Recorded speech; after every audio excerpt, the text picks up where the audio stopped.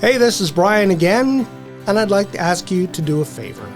We can't do this work without people like you, so if you can, please like, share, subscribe, tell your friends about Bring Back the Porch.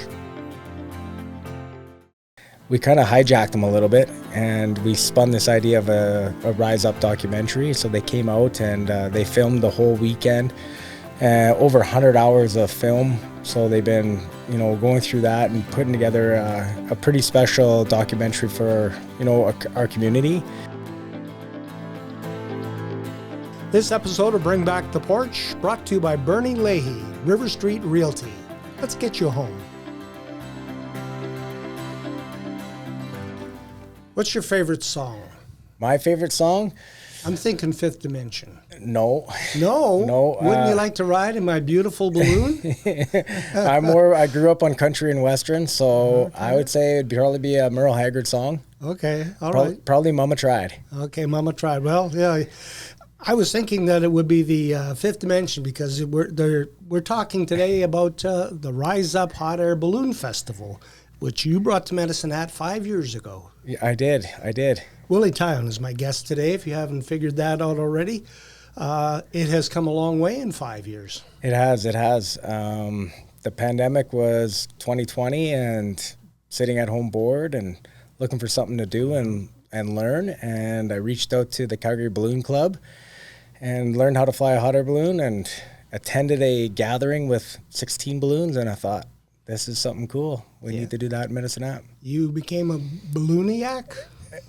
Yeah, that's a term, eh? Yeah, we can use that for sure. We can use that, yeah. I love this thing because, the look on people's faces when they see the balloons coming up in the morning and they run out into the streets and they're pointing at the sky and there's the balloon.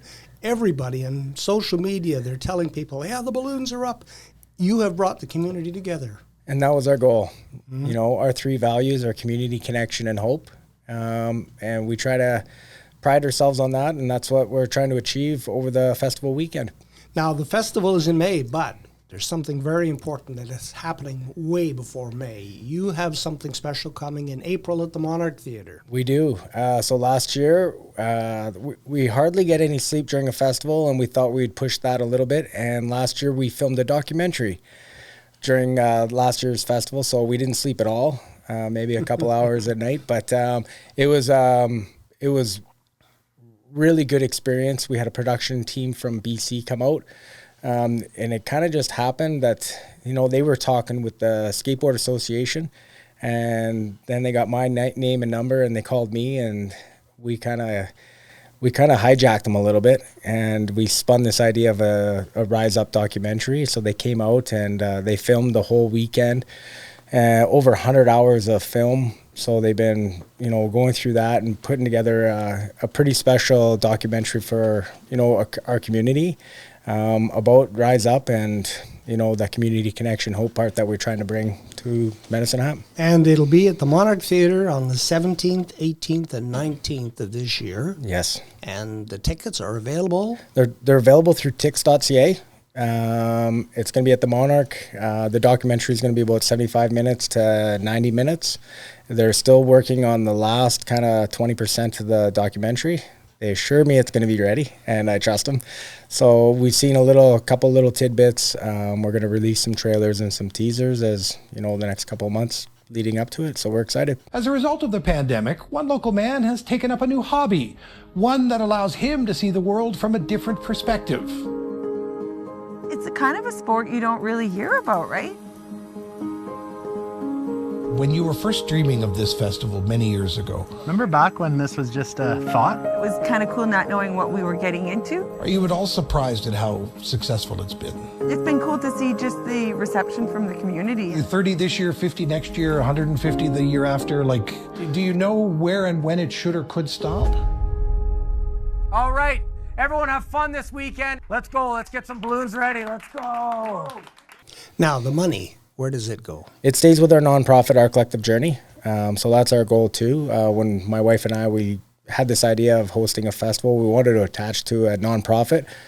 One, just we needed the resources and the network of capabilities of putting on a festival. And we wanted reach out to a nonprofit that was trying to do what we're trying to do, thinking about the community and the struggles. And Rise Up came because of the COVID pandemic, and OCJ was founded because of, a few strings of suicides that were happening, coupled with the pandemic. And our collective journey seemed like a great fit, and it's been a great thing. So it is their festival. Being a local pilot, I joined their board, and now we put on the festival through our collective journey. And our collective journey are also fellow podcasters. Yes, they are. Give them some love there too. Absolutely. Yeah, you can find their podcasts at their website. Yes, 100%. Yeah, so just look up our collective journey, Darkness to Life, hosted by Poncho Parker now. Okay. 5 years, I think you've been doing it now. So it's five, at least it says season 1 through 5 on the website. So, yep, 100%. Yeah. Good. The movie itself, did you give everybody full access? Are they going to pull the curtain all the way back, or are there some things that maybe you don't want to show? No, we gave them full access. So I had a mic on from 4:30 in the morning from when we were doing weather briefings and all that, all the way up until pretty much it was bedtime again. So they have full access. There was our balloon meister, who's got 48 years of experience flying balloons. He makes the calls for the safety reasons of flying. So he's interviewed. There's some pilots that traveled from Ontario that have interesting stories. And then they interviewed myself and Ryan from OCJ, one of the co-founders of the nonprofit.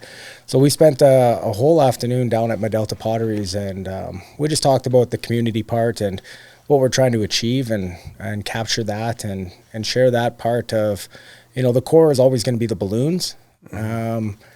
But on top of that is the layers of bringing people together, and it's more than the balloons.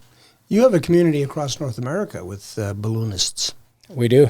Yeah, and you're getting a lot of people coming from everywhere. The word has gotten out about how good this event is. Yeah, it's a little bit of a pat on the back for our planning team. I couldn't do it by myself, so we have a planning team, about 12 of us.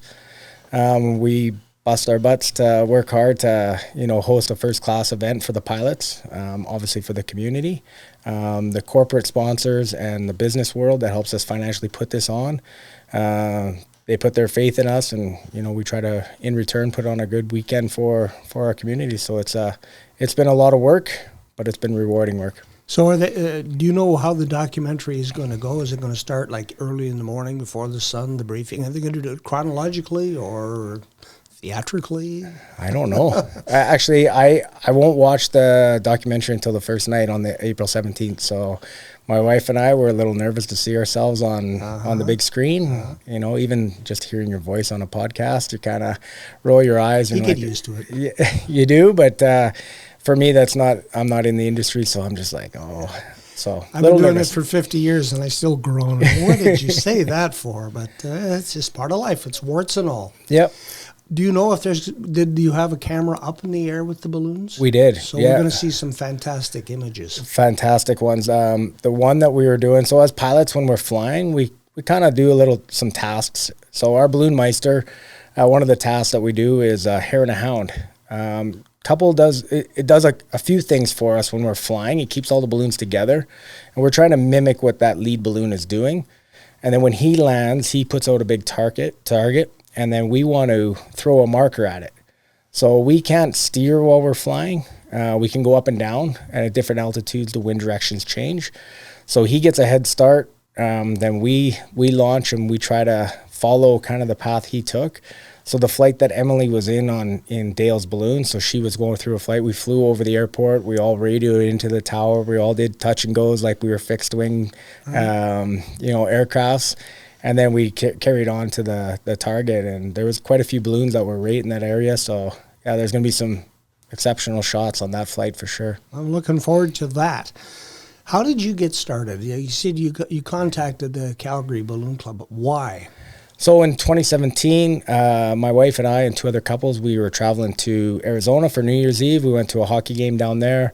One night we played some board games, and we had the iPad on the island, and we were just looking, okay, what do we want to do tomorrow? And everyone was throwing ideas out, and we were on the web and seen a hot air balloon flight. It was a sunset flight. which is very rare in Canada, just with the winds and the weather. And you had dinner in the desert, and we're like, oh, hey, let's do this. So we booked it up, and the following day we went to the meeting area, and we went for a beautiful flight. And when we landed, the crew set up tables, and they had a meal for us. And knowing what I know now, then the crew was packing up the balloon, and we ate. And then when they were done packing, we were done eating, and we went back. And, you know, I remember in that flight, I was talking to my wife, and I said, well, why don't more people go hot air ballooning? I didn't even know it was still around, right? So fast forward to the pandemic, and then I just made that phone call, and like they say, the rest is history. What was it like that first time you went up? I loved it. It was, it's so peaceful. You don't even feel the wind in your face because you're traveling with the wind. The only noise you hear is the burner. You have to watch what you say in your basket because the sound travels, and you can hear people in their backyard. So I've heard that, yeah. So you don't want to make, you know, if people have a messy backyard, you don't want to verbally announce it, saying, "Oh, geez, they need to clean up that Homer, backyard." clean that mess up. Exactly. So it is honestly very peaceful. And what I like about it the most is it's a new adventure every flight. Because we can't steer, you know, we do a lot of pre-planning on weather, and, you know, we have a generally good idea what how the flight's going to go just by, you know, our pre-planning. But winds change and things change, and you never land in the same spot, land in the same area. But yeah, Safety is a priority. 100%. That's the one stressful part about organizing a weather dependent festival. You know, we put a lot of time and effort in it, and if that weekend Mother Nature doesn't play nice, then, you know, that's why we add a bunch of layers to the weekend, and, you know, the excitement's still here, and as pilots, we still want to show off a little bit, so we kind of pivot and go from there. So, Where did you take your training? I took it that September. So when I contacted the Calgary Balloon Club, my future instructor, he was just finishing up with a pilot. She finished end of August, beginning of September, and he's semi-retired. So he actually traveled down here and stayed with my wife and I. And, yeah, so we just did it right here in Medicine Hat. And then the odd, you know, set of days off I had from work, I would head up to High River, and we would train 2 or 3 flights. And by May of 2021, I was a fully qualified hot air balloon pilot. How many hours? So with hot air balloon, you need 16 hours, a minimum.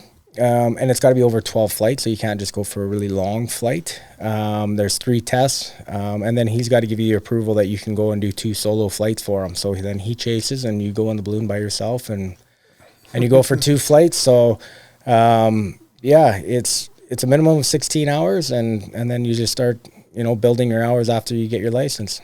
Obviously, no fear of heights. No, I don't have a fear of heights. And I just like the challenge of, you know, navigating to landing spots and reading the winds. And I always tell people, it's like, if you want to land somewhere, it's like passing a puck. You don't pass where the player is now, it's where he's going to be. So you kind of understand how the ground winds are going to be. So if it's going to push you right when you come down, so you want to be left of your you know, anticipated landing spot. So Just like my golf shot. Yeah. Into the rough. Yeah. Slice or hook. Yeah.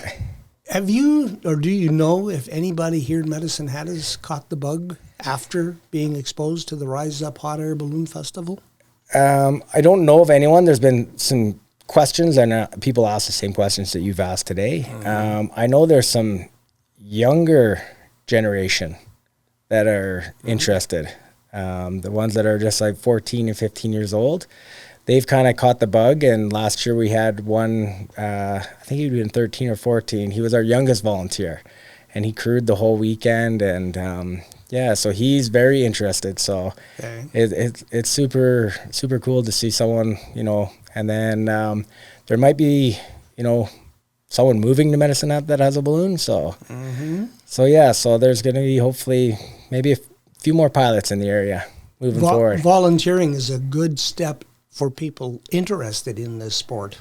100%. Yeah, you get to see, you know, it's nice to see the balloons in the sky, but there's a lot of work. So when my wife and we travel to festivals, everyone's like, "Oh, you're so lucky." I'm like, "Well, you're up at 4 a.m, and it's a lot of work to, you know, show off our hobby and see the balloons in the sky, and then afterwards, you know, you're packing everything up, you're refueling your vehicle, all those things. So it's a really good good way for volunteers to see, you know, how much work goes into putting up a balloon. It's about a 4-hour process for about a 60-minute flight.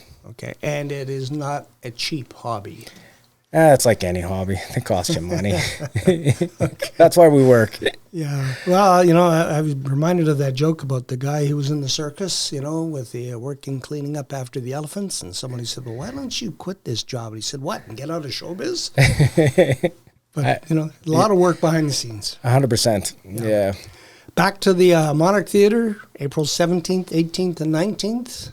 Spectacular. I know. I think it's going to be something to see, and I'll be firmly rooted on the ground, so I don't have to go up in the air. Absolutely. It's going to be, we're excited. We're still in the planning stages. We want to do something special. You know, they normally have a red carpet and all that, but we got to do balloon theme somehow. So we got some ideas, and we got some more planning meetings and all that. So hopefully we'll spruce up this 2nd Street, and we'll figure out what we can do to really unveil this documentary in April. And again, the tickets are available at tix.ca. Yep. For $17.75. And that all goes to our collective journey. 100%. Very worthwhile cause, a very fun documentary. I'm looking forward to it myself. Yeah.